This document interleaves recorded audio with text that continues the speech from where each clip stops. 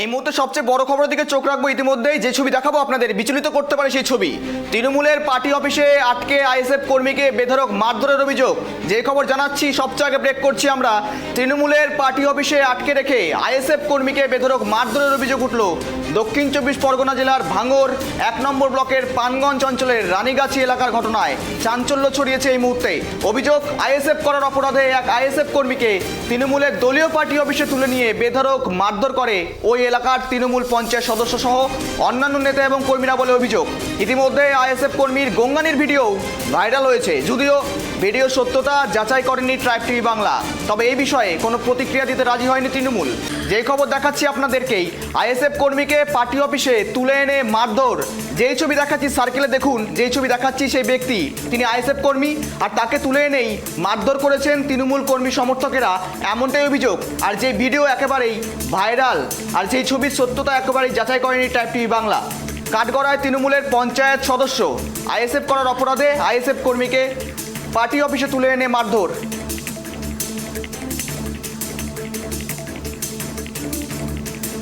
আর যে ছবি দেখাচ্ছি আপনাদের আইএসএফ করার প্রতিবাদে, সেখানে কিন্তু আইএসএফ করায় পার্টি অফিসে তুলে এনে তৃণমূল কর্মীকে মারধরের অভিযোগ। একেবারেই চাঞ্চল্যকর ছবি। যে ছবি দেখাচ্ছি আপনাদেরকে বিচলিত করতে পারে, তবুও যে ছবি দেখাতেই হবে। একেবারেই তৃণমূল পার্টি অফিসে তুলে এনে, দলীয় কার্যালয়ে তুলে এনে মারধর করা হয়েছে সেই আইএসএফ কর্মীকে। আর সেই ভিডিও একেবারে ভাইরাল সোশ্যাল মিডিয়ায়, যদিও সেই ভিডিওর সত্যতা যাচাই করেনি ট্রাইব টিভি বাংলা।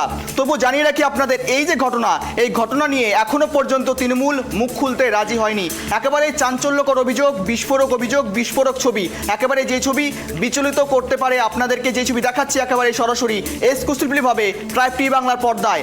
দেখুন, যেই ছবি দেখা যাচ্ছে আইএসএফ কর্মীকে বেধড়ক মারধর করা হয়, তার কিন্তু রীতিমতো গঙ্গানির শব্দও শুনতে পাওয়া যাচ্ছে। তিনি কিন্তু গঙ্গাচ্ছেন এবং বলছেন, আমি আর এমন করব না, এমনটাও কিন্তু বলতে শোনা যাচ্ছে সেই আইএসএফ কর্মীকে, যদিও সেই ছবির সত্যতা যাচাই করেনি ট্রাইব টিভি বাংলা।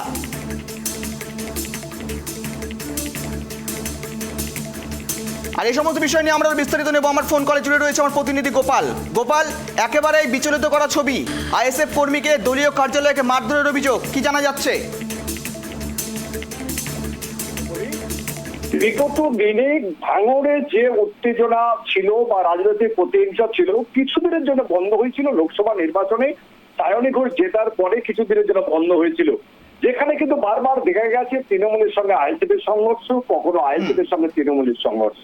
সেই পরিস্থিতির মধ্যে পড়ে ইতিমধ্যে কিন্তু একটি ছবি সোশ্যাল মিডিয়ায় ভাইরাল হয়েছে, যদিও আমাদের চ্যানেল এই সোশ্যাল ছবিটিকে ইতিমধ্যে তার সত্যতা কতটা রয়েছে তা যাচাই করেনি। কিন্তু এই যে ছবি, যে ছবিটা একদম পরিষ্কারই দেখা গেছে দক্ষিণ 24 পরগনা জেলার ভাঙড় 1 নম্বর ব্লকে, যেখানে জিরানগাছি এলাকায় একটি পার্টি অফিসের মধ্যে, যেখানে শওকত মোল্লার ছবি রয়েছে, সেই জায়গার উপরে একটা যুবককে মারধর করা হচ্ছে। আইএসএফ এর দাবি, ওই যুবক আইএসএফ এর এক যুবক, আইএসএফ এর একদম একক ঘনিষ্ঠ যে ব্যক্তি, এই ব্যক্তিকে মারধর করা হচ্ছে। কিন্তু কেন মারধর করা হচ্ছে, কি জন্য মারধর করা হচ্ছে, সে ব্যাপারে বারবার কিন্তু প্রশ্ন করলে তৃণমূল নেতৃত্বের কাছে কোনো উত্তর আসেনি।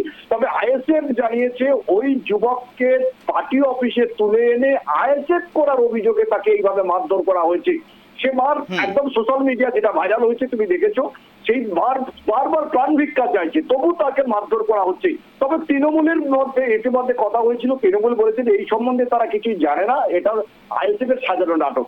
গৌরব, কিন্তু গোপাল, ইতিমধ্যে যে ছবি একেবারে বিচলিত করছে, যে ছবি আমাদেরকে আইএসএফ কর্মীকে পার্টি অফিসে তুলে এনে মারধর, কিন্তু সেই ব্যক্তির বিরুদ্ধে অর্থাৎ সেই কর্মীর বিরুদ্ধে ঠিক অভিযোগ কি কারণে মারধর করা হয়েছে? যদি মারধর করা হয়ে থাকে, সেক্ষেত্রে দাঁড়িয়ে কেন মারধর করা হলো? দেখো, আইএসএফ বলছিস কেবল আইএসএফ করার অপরাধে তাকে তুলে এনে মারধর করা হয়েছে, আইএসএফ এর কিন্তু এটা উক্তি। ইতিমধ্যে থানায় অভিযোগ করার পর, থানা 2.5 ঘন্টা পর এসেছে বলে আইএসএফ কিন্তু অভিযোগ করেছে, তারপরে তার জীবন বাঁচিয়েছে। কিন্তু আমরা দেখেছি ভাইরাল ভিডিওতে যেটা আছে, যেখানে মারধর করা হচ্ছে, সেখানে পরিষ্কারই বলা হচ্ছে মারধর, যে ব্যক্তি মারধর করছে তাকে মারধর করার জন্য বা তাকে মারার জন্য যাকে মারধর করছে ওই অভিযুক্ত যুবক কিন্তু এসেছিল। কিন্তু কি ঘটনা ঘটেছে সেটা প্রকাশ্যে আসেনি। তৃণমূল কিন্তু প্রকাশ করিয়ে বলেছিল এটা আইএসএফ এর সাজানো নাটক, কিন্তু যে ভাইরাল ভিডিও সেখানে নাটকের কোনো জায়গা আছে বলে মনে করছে না রাজনৈতিক মহল এবং বিরোধীরা। সেখানে পরিষ্কার দেখা যাচ্ছে এক ব্যক্তি, তবে আইন কি নিজের হাতে তুলে নেওয়া যায়, এটা কিন্তু প্রশ্ন থেকেই যাচ্ছে। যেভাবে এই গণধোলাই নিয়ে চতুর্দিকে রাজ্য রাজনীতি তোলপাড় হচ্ছে, বিভিন্ন আইন প্রণয়ন হচ্ছে, তা সত্ত্বেও কিভাবে গণধোলাই হচ্ছে সেটা নিয়ে কিন্তু রাজ্য রাজনীতি এখনো পর্যন্ত তোলপাড় চলছে। গৌরব, কিন্তু গোপাল, মূলত এই ছবিতে দেখা যাচ্ছে ভিডিওতে কেউ কেউ লাঠি নিয়ে ঘোরাঘুরি করছেন, এরা কারা? এখন যেটা আমরা পরিষ্কারই দেখেছি, লাঠি দিয়ে ঘোরাফেরা করছে সবাই তৃণমূলের লোক মনে করা হচ্ছে। আইএসএফ এর এটা উঠতেই, কারণ ওখানে যাকে মারধর করছে সে যদি আইএসএফ হয়, একমাত্র এই যুবক প্রাণ বাঁচাতে হাতে পায়ে ধরছে, কান্নাকাটি করছে। অন্যদিকে যারা রয়েছে ওখানে লাঠি নিয়ে ঘুরছে, সেখানে পরিষ্কারই দেখা যাচ্ছে শওকত মোল্লার একটা ছবি জ্বলজ্বল করছে, তৃণমূলের ছবি, জোড়াপুরের ছবি জ্বলজ্বল করছে। সেখানে যারা আছে তারা যদি লাঠি নিয়ে মারধর করার উদ্যোগ হয়, ঘোরাফেরা করে, মনে করা হচ্ছে এরা সবাই তৃণমূলের লোক। একেবারে গোপাল, অত্যন্ত চাঞ্চল্যকর ছবি এবং সেই ভিডিও দেখাচ্ছি আপনাদেরকে। একেবারে গোপাল, সঙ্গে থাকার জন্য ধন্যবাদ তোমাকে। যে ছবি দেখাচ্ছি আইএসএফ কর্মীকে পার্টি অফিসে তুলে এনে মারধর, যে ছবি দেখাচ্ছি আপনাদের, যে ছবি সত্যতা ভিডিও কিন্তু যাচাই করেনি ট্যাব টিভি বাংলা। আর যে ছবি দেখাচ্ছি আইএসএফ কর্মীকে মারধরের ঘটনায় চাঞ্চল্য ছড়িয়েছে রীতিমতো ভাঙড়। আর সেখানে যদিও এখনো পর্যন্ত তৃণমূলের উচ্চ নেতৃত্ব কোনো রকমভাবে কোনো কিন্তু উক্তি দিতে কিন্তু বা মন্তব্য দিতে কিন্তু এখনো পর্যন্ত রাজি হননি, বা তৃণমূল কিন্তু মুখ খুলতে রাজি হননি এখন এই বিষয়ের উপরে।